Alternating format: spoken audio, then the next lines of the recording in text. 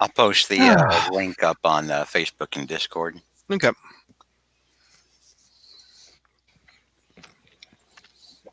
We'll wait a little bit before they come in.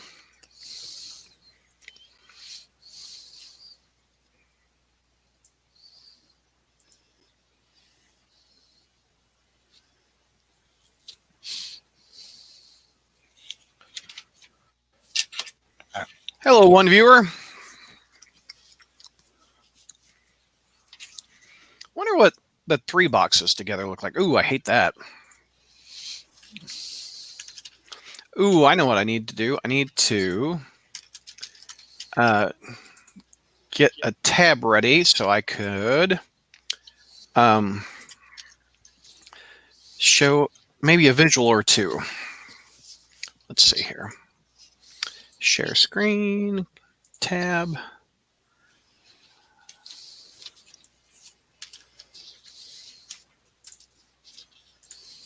Yeah, there it is.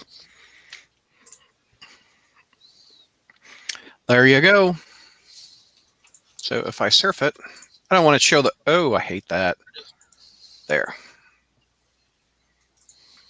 There you go. I don't want to show the, oh, I don't want to show the, oh. Nope, somebody's got their, is it me or is it you guys? I hear the echo. Try it one more time. Okay, I don't hear it now. Oh, now I do. Now I hear the echo. Try it one more time.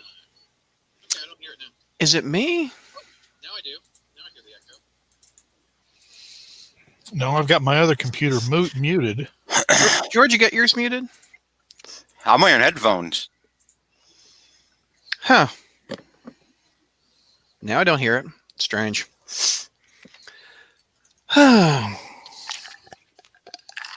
You guys ready? Yeah.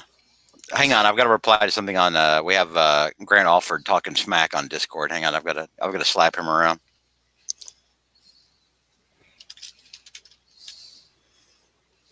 That is, of course, Dark Mark's grown spawn.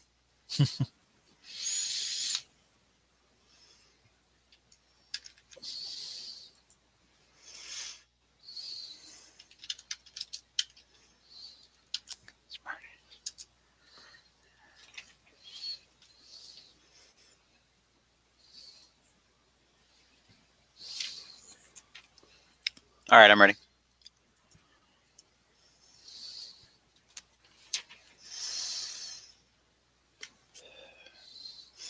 Yeah, Vingman. Yeah, they put the duck back on me. I'm ducked. Brad, why are you muted?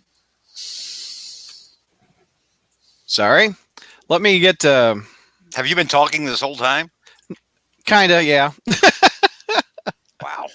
It's all good. I'm trying to get a nice big image of this cover up so people can see it when I share it. Not having much luck though. Let's see. Open image in a new tab. Maybe that'll get a job. Yeah, there she goes. Copy. Paste and go. There. Okay. Yeah, you can see the cover now. Okay. Here, we can move George out from the duck and put JR on the duck. There we go. JR's got more room over on the right hand side anyway. Yeah, JR's got room to duck, like the duck. Yeah, George. That's because I'm a humbler man. My head doesn't swell and take up as much of the screen. So. Oh. May Ditko attack you with vampires. All right, 9 people. You ready to do some Fight Club? Oh, JR's already got a question on Friday Night Fights. What? Oh, hold on. Oh. I was wondering, as a longtime fan of the Goblin, who would say is your favorite artist to draw him? Romita Jr. Really? Nice. I predicted you were going to say that. Not your psychic powers are as astute as ever. Not Romita Sr. with that no, Number 2 magazine? No, actually, Romita Jr., Peter Parker, Spider-Man number 75. Oh, That classic end of the Clone Saga fight. That's one of my favorite all-time. you and Zach have so much in common. I did not know. Oh, oh, oh, It's really one of Zach's geez. favorite issues, honestly.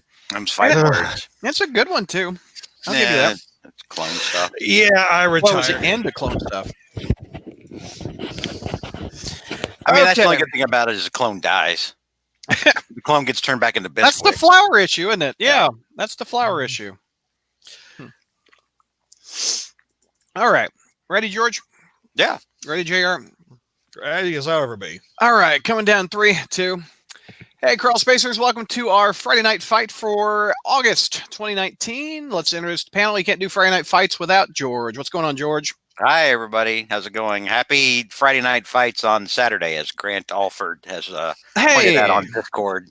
The audio listeners do not know that we record this on a Saturday.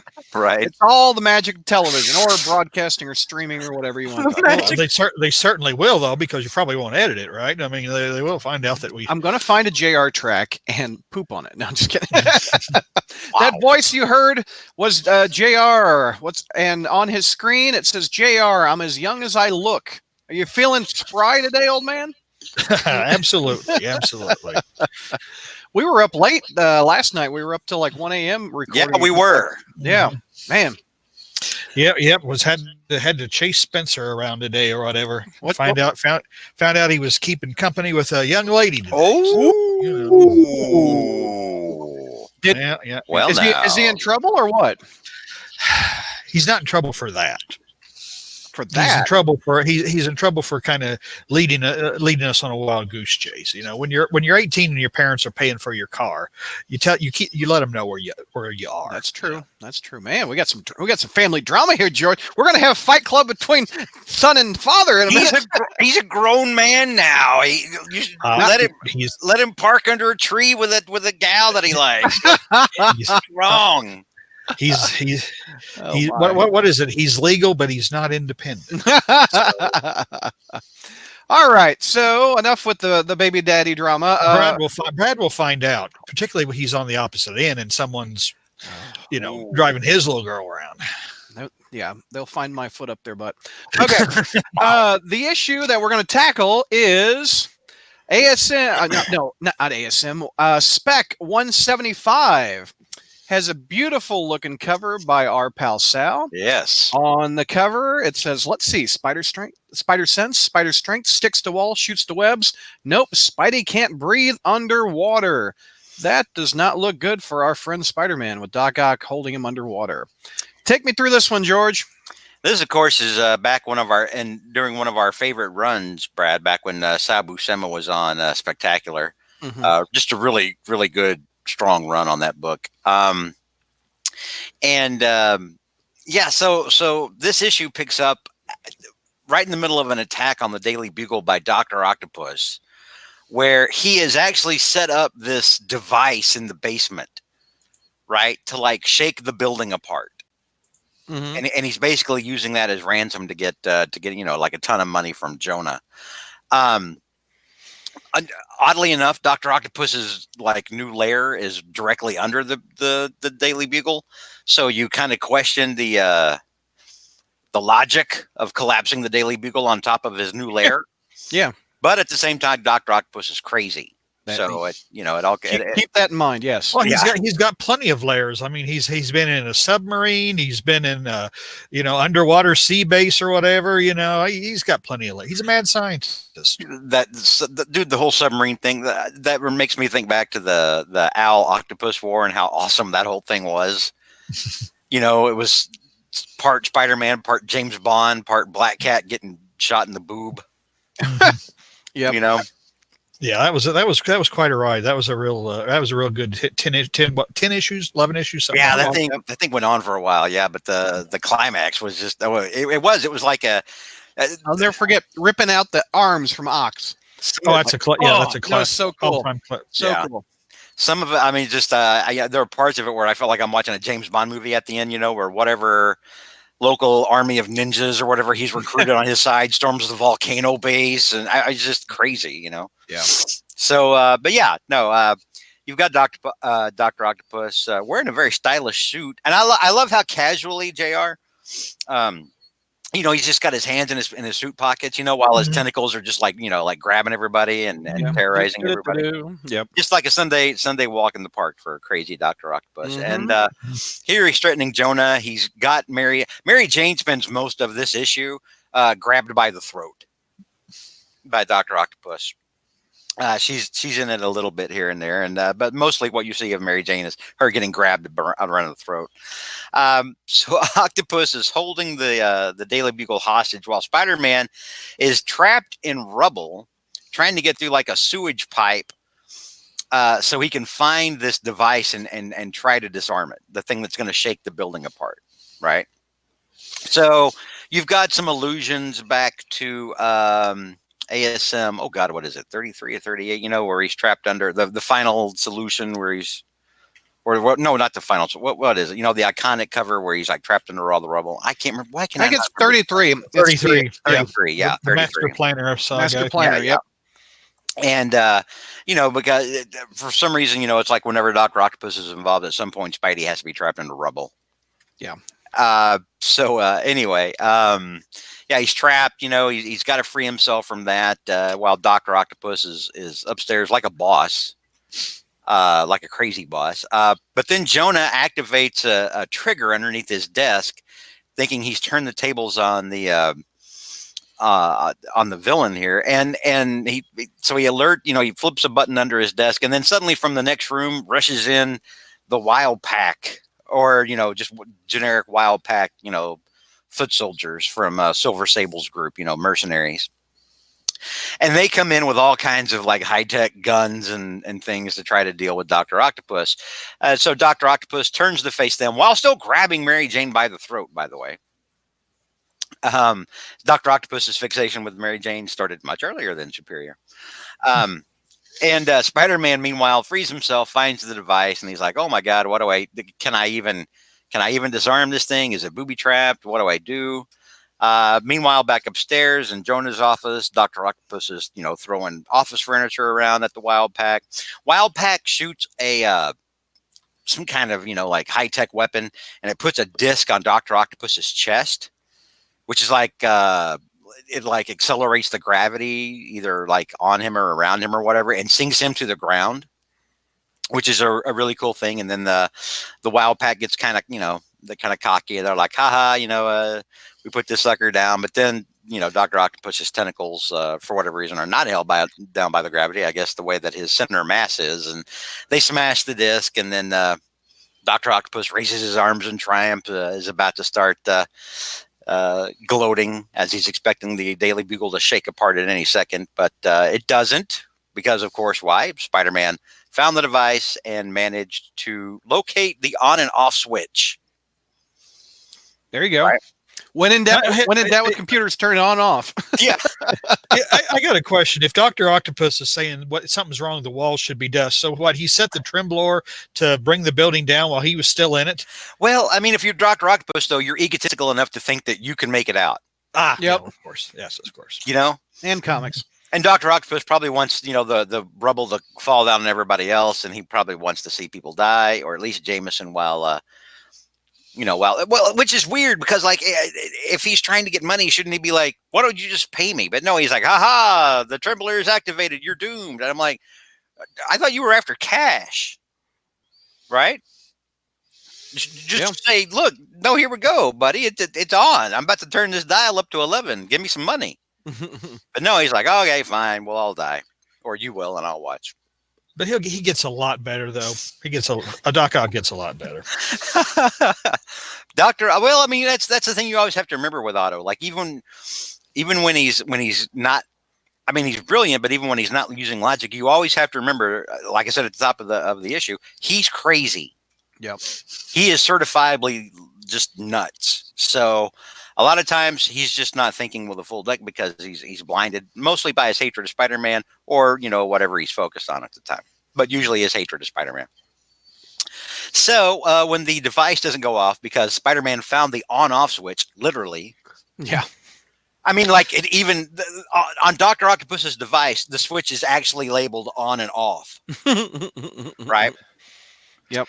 When Spidey flips, He even says, "I don't believe it." An on and off switch. an How on and off convenient. switch. Yeah. And so when the building doesn't go up, it manages to distract Doc Ock long enough for the Wild Pack to hit him with this thing called concrete foam. It looks like something like the Trapster would have. Or I was Paste just Pot, thinking that. Yeah. you know, and it puts this goo all over him, and they're like, it's porous enough for you to breathe, but it hardens instantly, you know. And so Jonah's like, haha, we've won. Spider-Man's watching from a grate, because Dr. Octopus, even though he's just been gooed, still has Mary Jane by the throat. Ooh. Something which Jonah doesn't even ever notice. And Spidey doesn't like that at all. No, Spidey doesn't like that at all. So Spidey busts through the air ducts, busts through the wall, busts through the air duct or the air vent and takes part of the wall with it. Starts trying to, pull Doc Ock's tentacles off of Mary Jane, and eventually Dr. Octopus is able to break free out of break out of the concrete foam because it's Dr. Octopus. I mean, like he's, it's just his tentacles are too strong, right? So this just went through my mind. You and I always talk about what songs would be appropriate for the intros of these. What is that song? I've got to break free. Yeah, it's Queen. It's Queen. Wouldn't that be a perfect intro for this episode? Yeah, I guess so. Yeah, Just came to my mind. Which means Brad will try to find a cover of it and not use the actual song. That's how Brad works. And not do Queen, actually do the cover of Queen. A little bit of behind the scenes magic for you guys. All right. So many times Brad will he'll be about to put an episode up on a Friday night and he'll say, what song should I use? And I'll think about it and then I'll ultimately give him the perfect song to use. And I'll even give him a YouTube and I'm like, oh, it's by this group. Here you go. Bam. And then most of the time, I say most of the time, like 60% of the time, Brad will try to find a cover of it or some sort of rap parody version of it or something else other than the actual song. And I'm always like, why didn't you just use the thing? Why they did it, and why this person that originally did it in the first place, so that other people wouldn't have to. That's why, Anyway, back to the. I'm getting off on a tangent, but that's free. That's behind the scenes magic for you guys out there. So yeah, Dr. Octopus. Even before he breaks free, though, while Spider-Man's still trying to get the tentacles off of Mary Jane, and he finally does. He finally does get the tentacle off of her, and as soon as he gets the tentacle off of her, Dr. Octopus's tentacles wrap him up, smash into the wall, and then he breaks out. Like his body actually breaks out. I guess the stress from the tentacles moving around and everything breaks. Look at that onomatopoeia, Kalancha. There's not a cha on it. It's a clank. Clanch. KLALANKCH. There you go. So Dr. Octopus breaks free and immediately starts throwing more office furniture. At the Wild Pack, and as he's making his escape out of the side of the building, saying the war is not over till I say it is, and he takes off.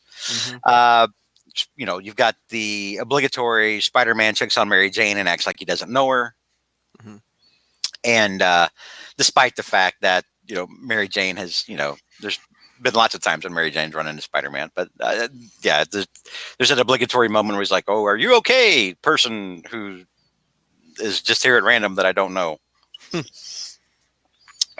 Anyway, Marla busts in, wants to make sure Jonah's okay. Meanwhile, Dr. Octopus is downstairs and next to, he's like in the basement level below the Bugle, watching from the shadows as like people work to dismantle his trembler machine. and then he goes right back into a secret lair, starts getting boozed up. Starts drinking champagne despite the fact that he hasn't, actually won anything or done anything or accomplished anything. In fact, he just got stopped. But meanwhile, we flash back to Peter and Mary Jane. They're having a, quick moment. I like these moments because like Spider-Man's worried, but at the same time he goes home and Mary Jane's there and he's like, it's okay. I'm not so worried right now. Everything's good. Everything's, Mary Jane makes everything better. Feel free to jump in anytime. It feels like I'm just like, you two are just like, whatever. No, I'm following along with you. We're, I'm looking at. we're mesmerized by your storytelling. Well, we can answer one question if you want. Hearing wants to know if Doc Ock will ever return to his classic look. I hope he does. I'm tired of Superior that looks kind of like Peter Parker, kind of like Ock. I don't know. They're running with this Superior thing for a while, and all these multiple Spider-Men for a while. I guess it'll be that way until they get tired of it. And Mike McNulty says Kalancha sounds like a brand of hot sauce. Well, that's the thing, though. It's like when you say classic Doc Ock. I mean, Doc Ock, unlike the Green Goblin, has changed his look a lot over the years. Yeah, he. Which one do you like the best? I like the business suit a lot, but I do like the classic green tubby guy. I liked that version that he had in the mid '80s, where he was wearing like that button-up kind of long coat, kind of lab coat. Oh, okay, yeah. I don't know. I always just liked that one. What about you, JR? I was trying to think. I don't know. I tend to prefer the tubby green outfit. Just a classic. I mean, that's what I always think of him. In his classic supervillain outfit. Although it's kind of funny in the with on the bottom of page 14 on the left panel. Just kind of the perspective of Ock and his tentacles. It looks like David, it looks like it could be David Dinklage, he just doesn't look right. Didn't look like he's fully grown. So, you mean Peter Dinklage? Oh, did I say David? Yeah. David Dinklage. Yeah. I must have had one of the mayors of New York on my mind. Peter Dinklage. Yeah. So Marla and Jonah, or Marla's at home. She's looking through her wardrobe, and then Dr. Octopus busts into Jonah's townhouse or penthouse apartment, whatever Jonah's living in. Deluxe apartment in the sky. Yeah. And he kidnaps Marla. Jonah comes home, finds his home in a shambles. Everything's been busted up. But Dr. Octopus has left a message for him on his typewriter. Basically upping the ransom on the building to $20 million, and also saying, oh, by the way, if I don't get my money, your wife's going to die. So, Spider-Man is trying to track Jonah, while Jonah's going to go and deliver the money to Dr. Octopus, like in a suitcase and everything. He's got a spider tracker on him. So that he can try to locate Dr. Octopus. Jonah's got some really tough talk here, as he's throwing the briefcase over to the sewer entrance where I guess ostensibly, Otto is going to come pick up the money. And he's like, at one point he says, if you harm a hair on her head, I'll kill you. And his eyes are all like framed in darkness. And it looks like, it's really kind of a weird moment for Jonah, I guess. But, you have to, as I was reading this issue and I was thinking about Jonah as he is here, it's one of these powerless moments for Jonah where it must like drive Jonah nuts. Yeah. But Spider-Man's plan worked as he was able to put the tracer on the briefcase. Dr. Octopus, sure enough, fetches the briefcase, goes back to his lair, is counting the money with all of his different tentacles, which is kind of funny. You never. What does Kenny Rogers say about counting your money? You don't count your money while you're sitting at the table. There you go. Yeah. I guess Ock didn't learn that lesson. And so, so then, of course, Spider-Man, in typical Spider-Man fashion, busts through the wall of Dr. Octopus's lair because he's been able to track him with the spider tracer. Dr. Octopus immediately grabs him with the tentacles and also grabs Marla. And Marla smashes the champagne bottle. Remember, he was drinking champagne earlier? Yep. Smashes the champagne bottle over his head. I like what she says, too. I'm tired of being a victim. First it was Scorpion back in the Amazing Annual 18. No more. Yeah, that was our wedding issue, wasn't it? Right, with Friends and DeFalco writing it, I think. I think we covered that one before, George, on Fight Club. We did. Yeah, I remember it. Yeah, we did. So, she smashes the bottle over Dr. Octopus's head, even while he's got it wrapped up in the tentacle. You got to admire the pluck here, right? It was a mistake. It was another one of I guess it was Slot's mistakes killing Marla. I just thought it was a useless death, Yeah. just to give Jonah, a moment or something or whatever to act crazy for a while. And, again, like it's just the gradual evisceration of the supporting cast. Yeah. But the fight has begun. Round 2, right? Yeah, this is round 2 of the fight. Marla's distraction works. Spider-Man's able to stop a tentacle long enough for Marla to get free to the wall where he just bust in. But buying Marla that moment to escape kind of costs him, and Dr. Octopus grabs him, throws him into the wall. Ouch. And starts going after Marla. And then as soon as Dr. Octopus goes to the hole in the wall, trying to go after Marla, Spider-Man webs him by the back of the collar, yanks him back in the room, is like, we are not finished. Yeah, that's a big old thwip.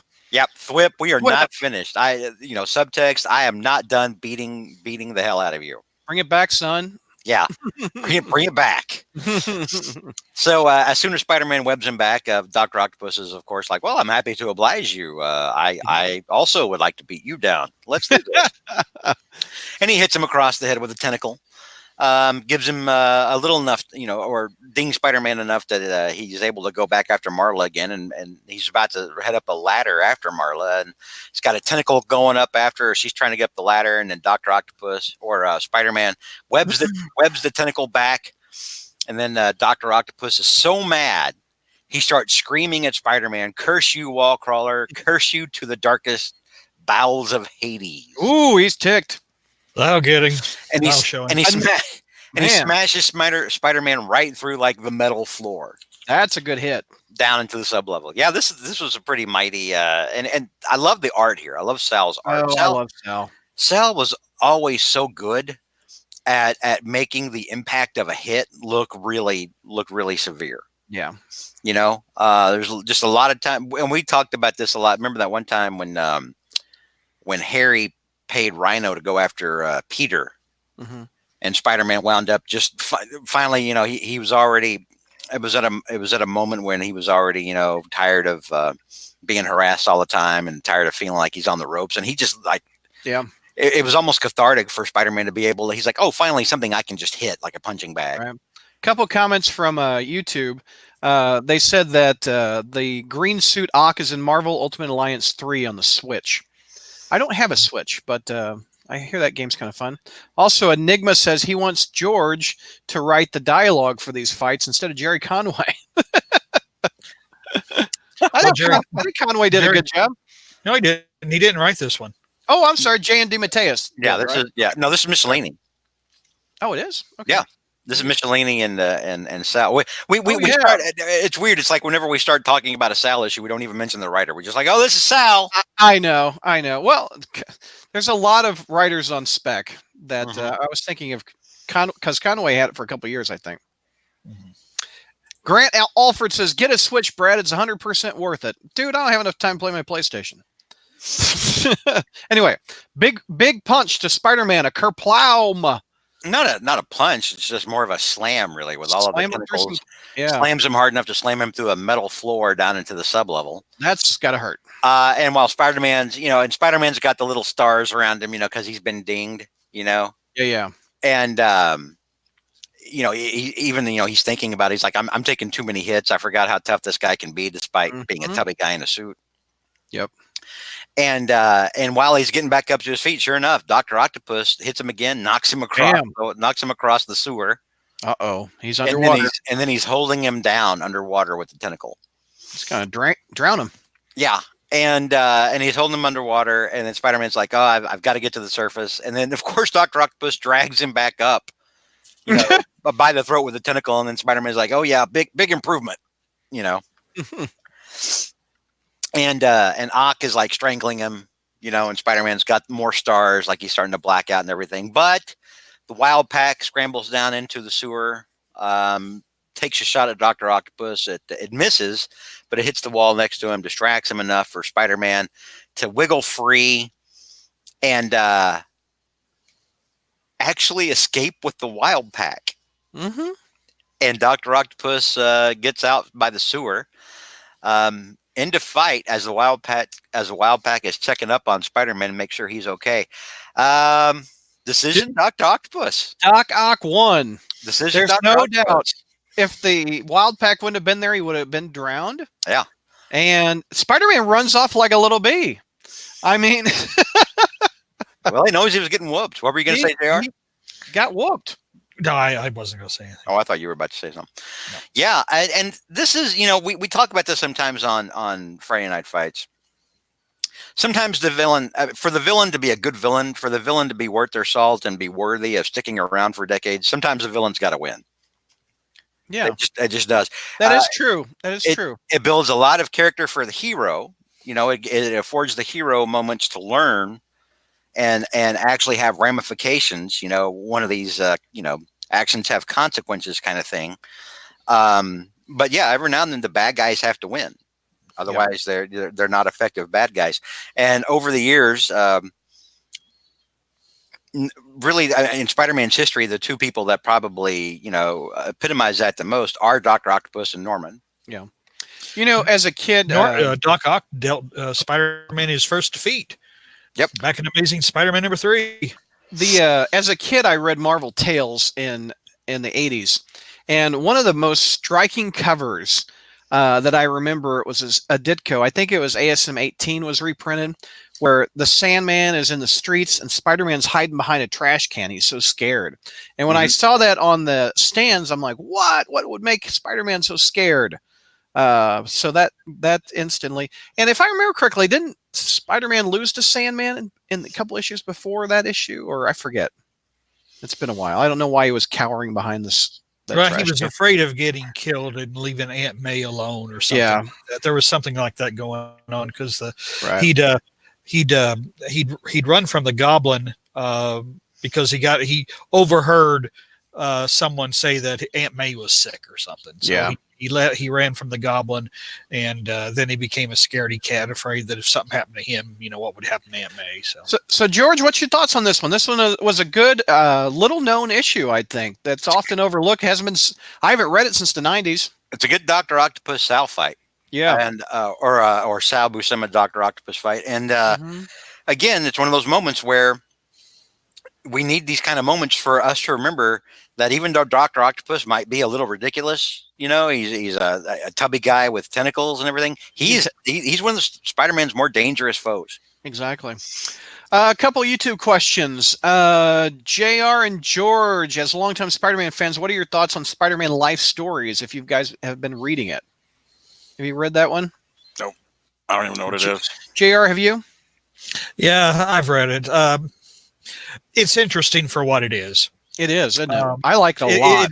It's interesting for what it is. The first couple issues I think were the best, and now it's now that he's becoming old, it's kind of and it's getting into things actually that are kind of less interesting, really, like Moreland and Civil War, and I really don't care to see alternate takes on those lousy events. It's a mini series by Zdarsky, George, that what if Spider-Man aged in real time? So it tackles the 60s, and then the next issue is the 70s, and then the next issue is the 80s, 90s, 2000s, and 2010s. So Spider-Man's like 70 by 2010s comes around. Well, that explains why I'm not picking it up. It's by Zdarsky. I know, it's surprisingly good though. He did have some hot and cold with the spec. I don't like how you write Spider-Man. Vinkman has a question for George. It says, here's a question. Have you ever covered Web of Spider-Man #1 where Spider-Man fights those Silverhawks knockoffs while trying to get rid of the alien costume? Was that #1 or #2? I think that's #3. I don't think it was number. It's issue 1 to 3 where those Silverhawk things were in there. Yeah, we had issue 1 though was the only one with the symbiote. That's the one where at the end it appeared the symbiote was dead, but of course, I think it's issue 2 and 3, but no, I don't remember that one. Why did I want to say they were the Vulturions? That was different though. Yeah. That was it was like 3 or 4 Vulture guys and I remember going after him. I remember that from 85. No, we haven't covered that on Friday Night Fights. Yep. All right. Any other thoughts before we wrap this one up and go to the next one? No, just one of those rare moments when Spidey doesn't win. That's very true. But just remember, though, Ock has a clean slate with him. Ock's slate is clean with Spider-Man now. Well, Vinkman says even no, after it's all all this. in issue Web 1. And why is Friendly Neighborhood still a hing? I think it's still a hing because people buy it. It's not an awful book. It's not. It's very much a BC graded Spider-Man satellite book. in an age where comic books cost Yeah. $5, Yeah. No. Yeah, I agree. Okay, so let me pull up. We will pause for this one and start the next one in just a second.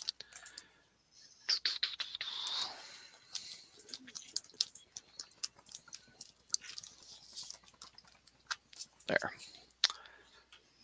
Okay, let me see if it's, yeah, there it goes. Okay, are you ready? Mhm. Coming down in 3, 2. Hey, Crawl Spacers, welcome to our Friday Night Fights with, of course, George. What's going on, George? Hello, everyone. Happy September. Yes. And happy September to JR for joining us for this fight. What's going on, sir? Well, just watching the leaves start to fall off the trees, being it's summer's over and it's getting into fall and everything. So You're gonna soon go meet the Great Pumpkin. gonna wait out in the pumpkin patch all night for him. That sounds horrible. I can just see JR doing it.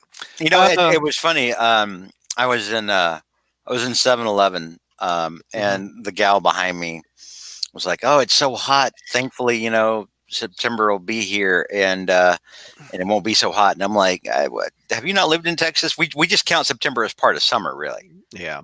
It's still very, very hot here in September. In Missouri, it can get up to 80 or 90 in September, October very easily. Yeah, So. It doesn't start to get cooler here until like late October. Yeah. Yeah. We have 13 people watching us on YouTube as we stream this live for our audio listeners. And Mike Murdoch says, fight, fight, fight, fight. And yes, indeed, we will do that. The issue we won't do it.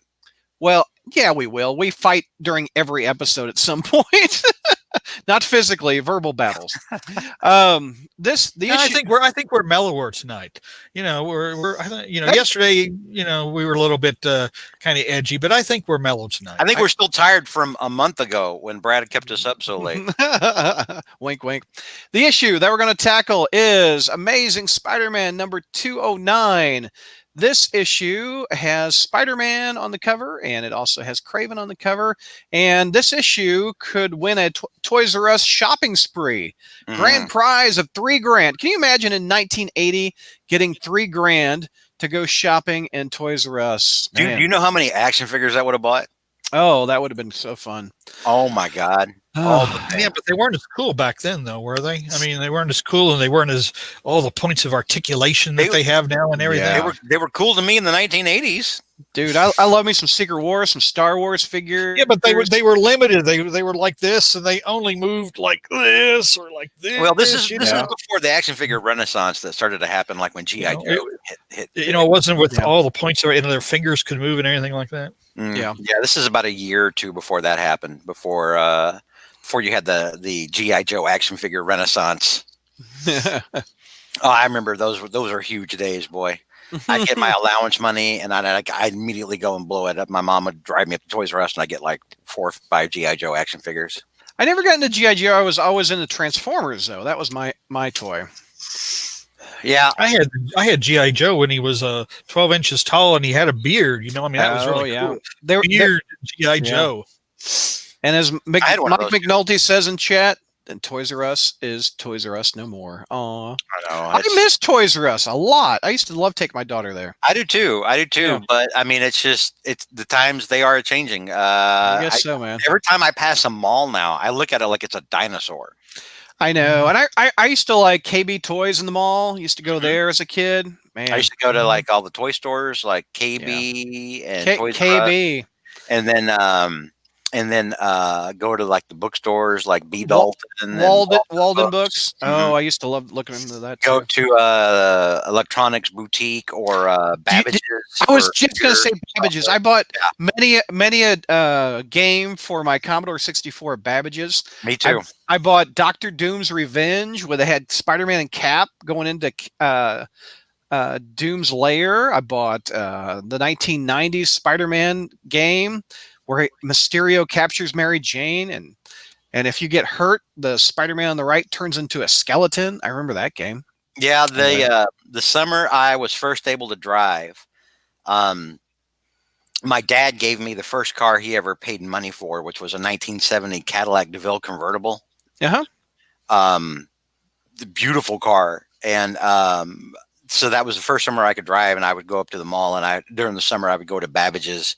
Oh, I love Babbage's. Spend my allowance on things like Bard's Tale and Wasteland. And what computer were you playing with? What Commodore 64. Oh, you too. Awesome. Yep, Do you remember the marketing campaign for Commodore 64s? What the tagline was? I love my Commodore 6. I remember the song. No, everybody's going to be knocking on your door to play with your Commodore 64. Dude, I had a pretty fat setup back then. I had the Commodore 64, yeah, and people didn't have computer rooms back then, but it was in the front room where we also had an aquarium. Oh, yeah. And then in my bedroom, I had my own TV with cable, and I had wow. No, I had my own phone line. Ooh. And I had a ColecoVision. Oh, nice. I always wanted that for Donkey Kong. And I had looks so good. I had the ColecoVision attachment that let you play Atari games on the ColecoVision, so I could play all my old Atari games. I've never even heard of that. Yeah, it was like an adapter. They had it fit into the ColecoVision on the side. Neat. And you could play you could put in your old Atari 2600. How smart was Coleco to do that? That'd be the equivalent of PlayStation have a side plug-in to play an Xbox game. That'd be so cool. Oh, it was a lot of fun back in the day. Yeah. Anyway, Craven, Denny O'Neil, JR's absolute favorite writer, is tackling this episode. ASM 209. One of the best to ever write Spider-Man. Alan Weiss. I've never heard of Alan Weiss, but he's penciling this. And it takes my gosh, there's a lot of people inking it. Jansen, McLeod, Rubenstein, Wyack, and Milgram. Woof. Mm-hmm. Mm-hmm. Man. Yeah, and the artwork looks a little inconsistent throughout the issue in some spots, and I suspect it probably is because they had so many inkers. Is this Calypso's first appearance? This is Calypso's first appearance. Okay, got it. She doesn't use any of her voodoo powers. Doom. Doom. In fact, I don't know. Does she even appear? She appears a couple of times after this before. Yeah, she does. Spider-Man #1. Yeah. Yeah, this is her first appearance. She doesn't use any of her voodoo power. She has that hair, that same kind of braided hair that what was that one girl over in X-Men that they knew, the instructor Ronnie or something like that? No, it's Moira. No, not Moira. No, not Moira. It's Cecilia. What is her name? Cecilia Reese. Is that it? Yeah, that might have been it. I think that's it. By the way, Craven and Calypso are romantically involved, right? Oh yeah. I mean, like he's putting his hand to her cheek and calling her "dear woman." I mean, I wonder why they went with whoever Mrs. Craven was in the recent comics, and not Calypso as like the mother of his kids. Because I think one of the Craven Juniors had killed Calypso, didn't he, George, in Spectacular? Oh, it wasn't Vladimir. Vladimir was the first, but Aloysia, actually, yeah, it was Aloysia. Wow. Did he? Yeah. And I think it was one of those where Calypso had them both in a cage or something like that. And Spidey and Aloysia kind of ultimately decided that, Craven's, that the father's problems weren't the son's problems. And, and then Aloysia went and killed Calypso. I think. I don't remember that at all. Remember that? I don't. When was this? It was, I think actually we covered it in Spider History one time. Let me look up her last appearance. It's got to be after that McFarlane arc. It definitely was. It definitely was. So we're after 1990, yeah. Yeah, I think it was like in the Spec 240s. It was I think it was in the 240s. It was JMD Mateus. Here we go. It's Spec 253, January 1998. Wow. JMD Mateus killed her. Or he didn't kill her, but it says on Wikipedia, commanding a squad of savages, she later attacked Spider-Man and Aloysia Kravinoff, the son of the original Kraven, desiring revenge for losing Sergei. She uses her powers to drive Spider-Man and Aloysia into fighting each other. Spider-Man, how do you say his name? Aloysia? fight Yeah. off her spell and shared a handshake, Alicia says that he will hold Calypso at his mansion so the villainess can tell him about his long-lost father. However, Alicia kills Calypso instead. That was mean. I don't remember that. I don't remember that either. That's Clone Saga. That's post Clone Saga era. Yeah. So this was after actually Norman resurfaced again. Yeah, but so this had to be right before they rebooted it. Yeah, Yeah. 250 was Citizen Osborne. But yeah, I mean, this was getting late in the original Specs run. Yeah, when Brad said 98, I figured it. Yeah, because that's what, like a year before they rebooted it, or yeah, I think that's 1999 January-ish. I think is when they. I think issue 263 was the last one under the it was. original numbering. Anyway, let's get to the fight. Well, the whole point of this issue basically is Craven trying to get his groove back, so to speak, and Calypso kind of prodding him. Does that make Calypso Angela Bassett then? So in a way, maybe so. Yeah, maybe so. But I mean, how Calypso got her groove back. Yeah, the whole point of Calypso in this story is kind of just to be hot and sort of prod Craven, you know, and to getting his groove back and becoming more Craven. Like the whole issue, she's kind of like, you know, basically she's wanting Craven. It's almost like she's wanting Craven to be more of a man and stop being mopey. and so to do that, she's like, you know what? Why don't you go beat on Spider-Man? Why don't you go defeat Spider-Man and then come back to me and you know, show me what a man you are. And so yeah, Craven, you know, go back for a little jungle love, right? Or something. I don't know. I know that there's a ship offloading a bunch of jungle animals off of a ship, and that's where Craven winds up, and it's also where Spider-Man winds up sort of in the area once Calypso frees the animals as they're being offloaded onto the ship, so the animals start to go berserk, right? So there's a really cool panel here where there's like a gorilla like beating on a beat cop, you know, on the street, and Craven uses a nerve pinch to knock the gorilla out because he's like, oh, the gorilla's just too strong for me, but I'll use this Vulcan nerve pinch. Yeah, but I just got done watching Star Trek reruns, and I'll use the Vulcan nerve pinch on this gorilla, you know, and it worked. and it works, and then Spider-Man is attacked by a giant eagle. And there's a guy waving at him, you know, from the dock. Is like, be careful, that's your basic vicious eagle. He'll rip your guts out. And I'm like, yes, because eagles are known for disemboweling people. There you go. And it's a bald eagle too. What's Spider-Man going to do? Right? I mean, this thing's on the endangered species list at this time in history. You know, I think it still is. So Spider-Man. And we should actually preface this. There was a brief moment with Peter and Deb Whitman. You know, we had another dramatic, Peter, can you help me with this? And he's like, well, no, because I have all these other things. And then she's like, oh, I'll just never ask you. You know, just overly dramatic Deb Whitman, the bipolar Deb Whitman. Yeah. Filling the bipolar girlfriend space that we haven't had since Gwen Stacy. A rare appearance of her in Amazing and not Spec. She didn't usually come over to Amazing that often. Well, she was in it very briefly. Yeah. And then while Spider-Man's trying to catch the giant eagle, because the giant eagle goes after a redheaded model. That's not Mary Jane. That's not Mary Jane, no. Yeah. But it made me think of Mary Jane. But yeah, me too. It looks just like her. Of course, Mary Jane at the time is not even in New York. I don't think. No, she doesn't come back until 243. Yeah.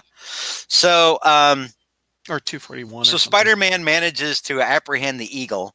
Wow, there's this great panel of Craven just subduing all these different animals. He's got a big snake.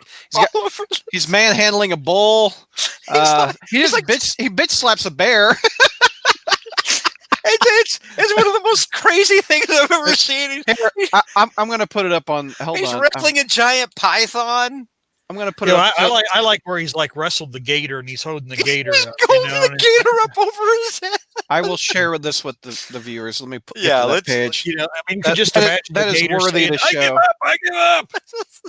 just Crikey. Okay, here some we go. wrestling a bull and everything. It's I don't know. Are you going to show it or what's happening? Yeah, I'm gonna.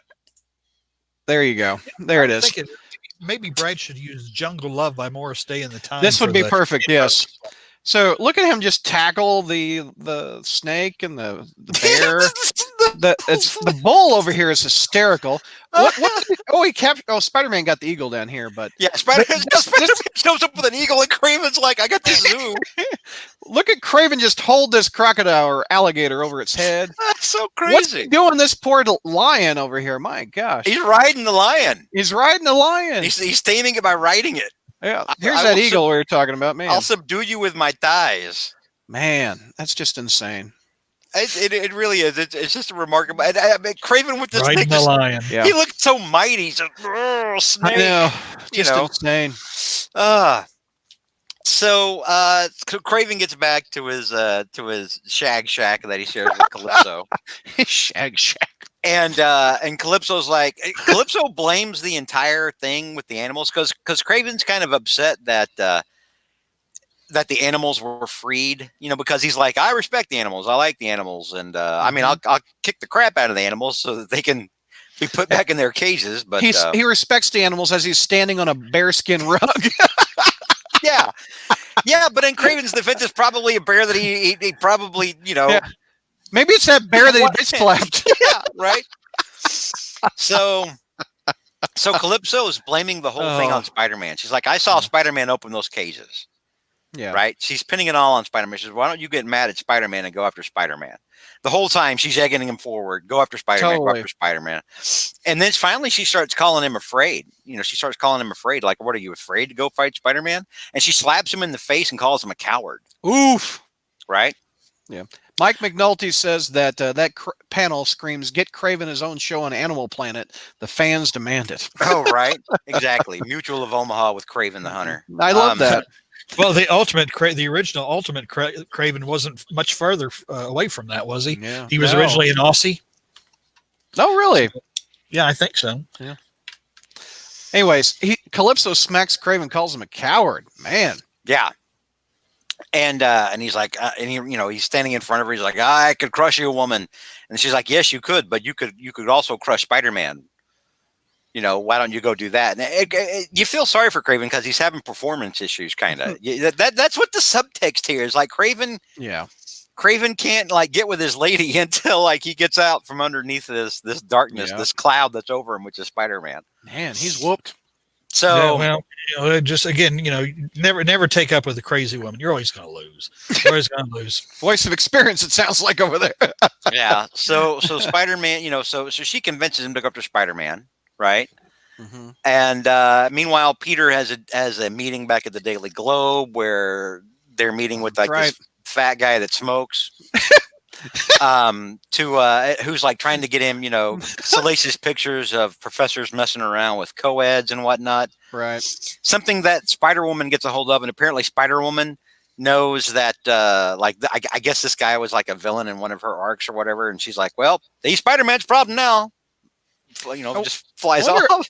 Was Denny O'Neil writing Spider-Woman at the time? I think he was. I think so. Wrong. Yeah. Nice little synergy.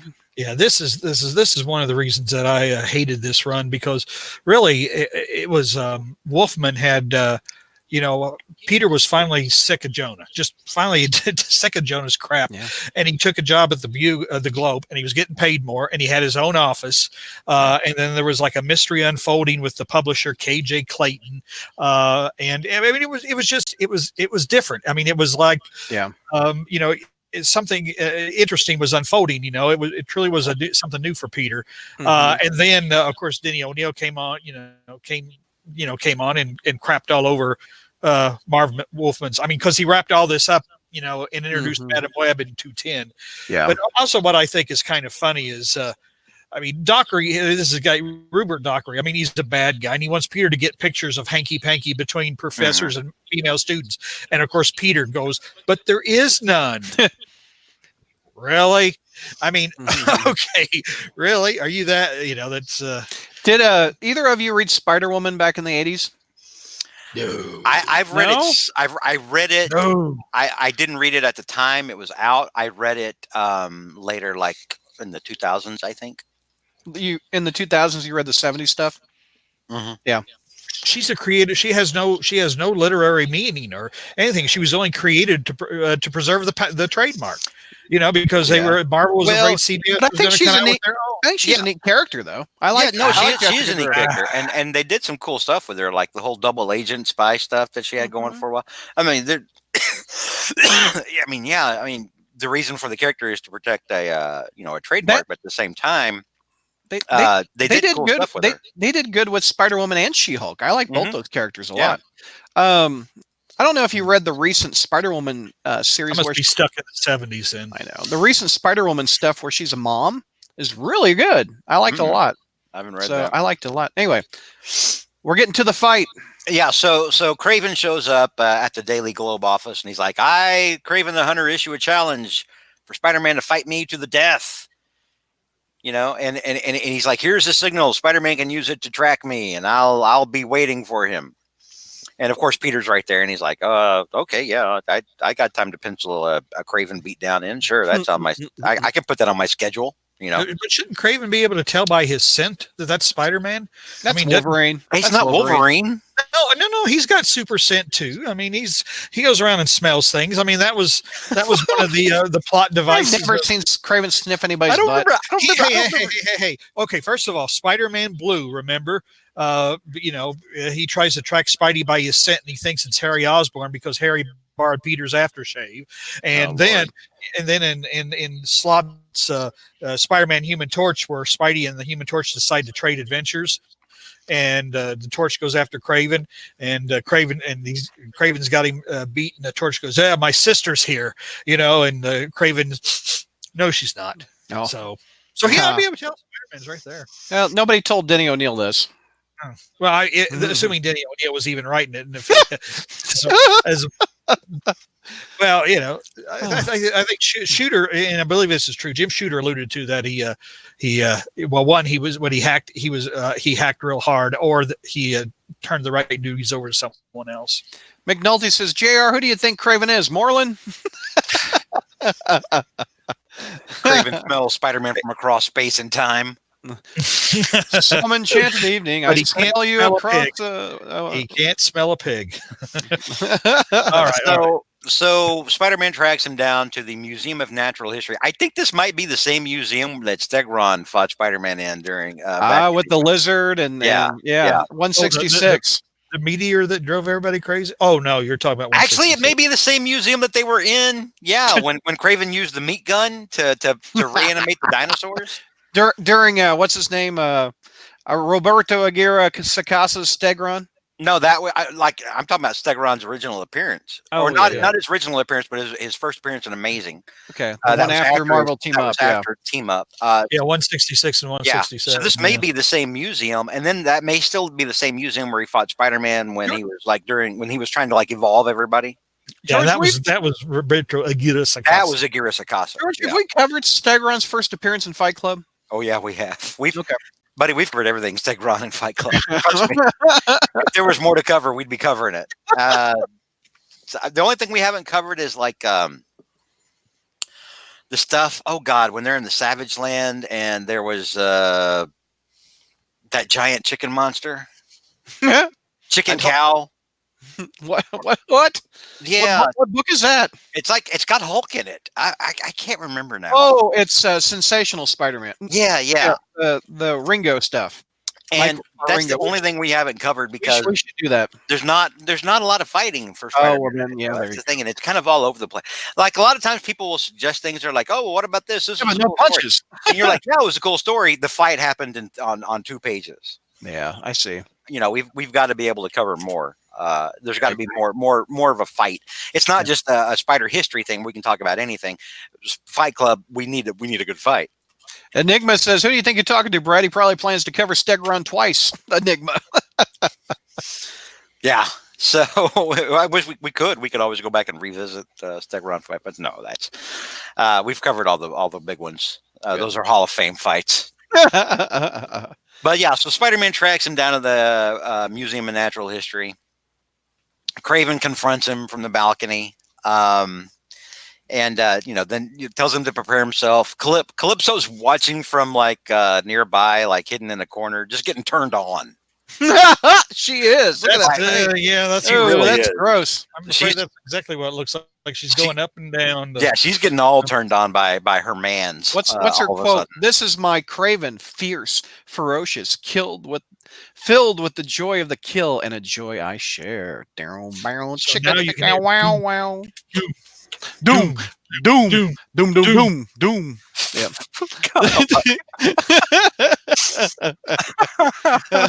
Hey, how about that McFarlane Lizard fight with Spider-Man again? 1 to 5. Is there a fight there?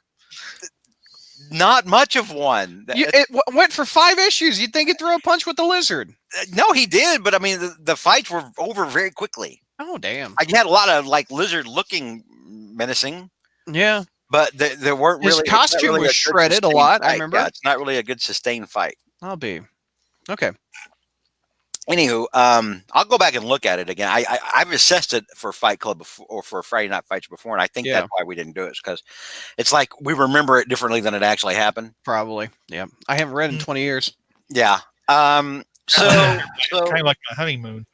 So he's going after Spider-Man. An honorable combat. He's kind of squaring off on him in front of the stuffed elephant display.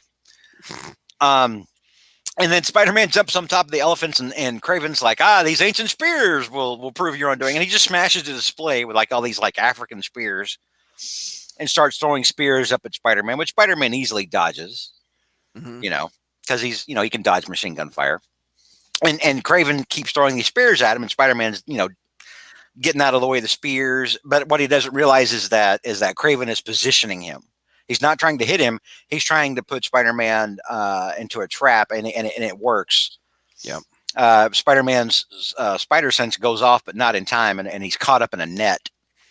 And so, he's caught in a trap. Yeah, and Craven even kind of gloats. He was like, "Dude, you fed right into what I was trying to do. I was throwing these spears at you, trying to get you into position for this thing."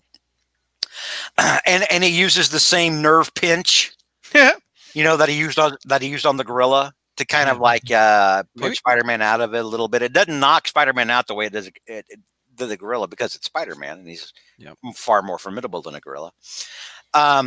So while Spider-Man's dazed and can't really move because he's been Vulcan nerve pinched, Craven just starts wailing on him. Craven just starts beating him down with his fists, and he's like, "Calypso, watch as I beat this guy." And Calypso's probably off on the sidelines just looking at She's probably changing her underwear at this moment. Whoa, Calypso, watch me as I triumph, he says. Yeah. And Spider-Man gets clobbered a few times, and he kind of falls over, and he's like, he got my nerve center. I can't move my limbs. It's so crazy. Well, I like I like the panel on at the bottom left where Craven does give him the nerve pinch, and Spidey's just ugh. Yeah. It's just kind of. This is definitely not artwork by our pal Sal. No, man, this is kind of rough. Yeah, because those hits, when he hit him while Spider-Man was dazed, those would have been a lot. Those would have been a lot more dynamic if it had been Sal. Yeah, I can already see how Sal would have laid that out in my head, and it's like Spider-Man's contorted and getting knocked across a room, and Craven looked like he just hit something hard enough to throw a car across a parking lot or something. I mean, that's Sal's was always so much more dynamic than a lot of other artists at the time. That's why I loved it so much. Yep. So while Spider-Man's laying there and he can't move, Craven yanks the tail off a T-Rex skeleton. Right? And this is a missed opportunity to have Stegron come in and say, am I too late to the party? And then just get in and start whooping. Even Craven knows a good tail can take out Spider-Man.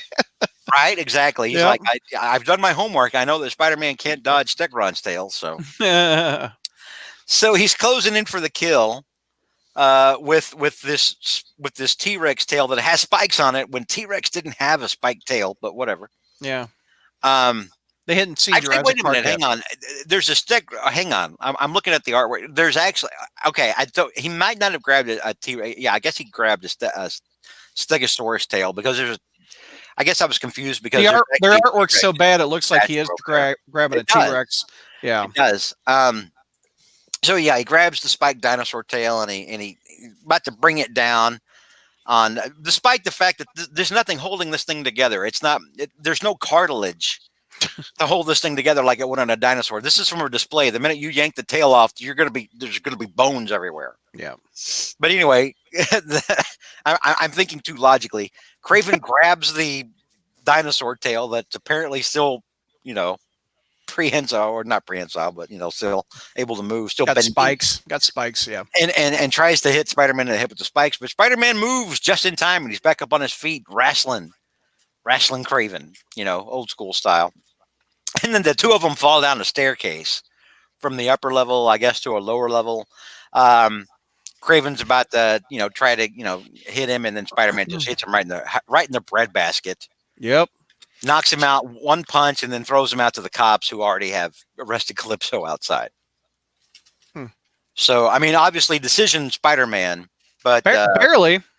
But barely, yeah. And this is another one where it kind of underscores why even though Spider-Man is so much more physically formidable than Craven, why Craven is still a good Spider-Man villain, because he's, and the spear thing, using the spears to get Spider-Man in the position for a trap and everything. That's showcasing, part of what makes Craven so or such an effective villain. There's two main punches that affect this fight. The one is the Vulcan nerve pinch, and that really took Spider-Man off his feet. And then the giant breadbasket punch that Spider-Man did right in his midsection, that took Craven out. And because that hit looks like Craven wasn't even really prepared for it. Yeah.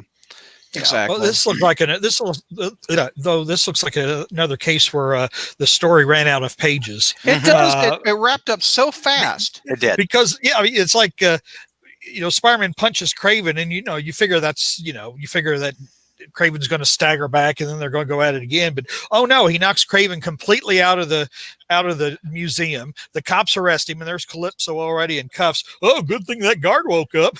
If we had less of the animal wrangling early on, we could have fought.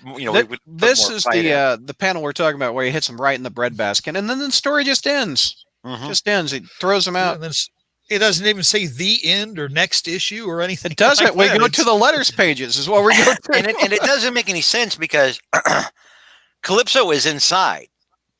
Yeah, watching the fight. So how do the cops already have her apprehended when Spider-Man throws Craven out the front doors? They ran out of pages. The guard woke up, so I guess whatever guard woke up said, "Hey, there's a chick going up and down on one of the doors or whatever, watching her man," and they went and arrested her. I guess. Yeah, not the best written story, or drawn, but it is a good fight. Now this is something that Al Milgrom should have sent back to Denny O'Neil and say, you know what, maybe thin this stuff out in the first act, and let's see if we can. No doubt. Let's see if we can have a better finish here in the last half. Yeah. Well, no, we got to hurry up and sabotage all of Marv Wolfman's remaining plot lines. Remember, because issue number 210 introduces us to Madam Web. So you totally could have cut out the 3 panels of Spider-Woman. We didn't need that. No. We always got to promote. We always got to promote all the other titles in the Marvel Universe, Brad. We could have cut out him going after the eagle and capturing the redhead. That's wasted. We could have spent it on a fight. Yeah. Yeah. Real quick, Harrowing says, "What's your guys' favorite era of Spider-Man?" 1980s for me. Oh yeah, definitely the 80s. JR? Yeah, I would, probably the time when Stern on Amazing and Mantlo on Spectacular. That was a good run. For me, that whole Stern DeFalco period. Yeah. Any final thoughts on this one, George? Just that once again we have a situation, where a lot of times you would think, Spidey versus Craven should be an easy fight, but there's Craven is always going to be a dangerous opponent. So, or he used to be, except when he's 6 feet under. Yeah, except when he's dead again. That's funny. All right. If you guys are willing, what would you think about interacting with the fans? I was thinking we could do one of these live on Facebook for like half an hour or however you want to. Yeah, you want to interact with the fans, JR? I don't have anywhere to go, I guess. I don't have anywhere to go. Are we going anywhere or whatever? No, so the people watching on YouTube, all 15 of you, I've never done one of these on Facebook, which with this new program I can. And you can interact with us and ask us questions. And Chi-Town and McNulty, if you'd like to join us, you're more than welcome. I'm gonna go use the bathroom real quick. Okay. I've got George. Never mind. I'll give him a link. I'll send you. Nature's calling. Huh? Nature's calling. He's got to go. Oh, nature's calling. JR, do you have a letter in this issue? Oh, no, that's you, JR.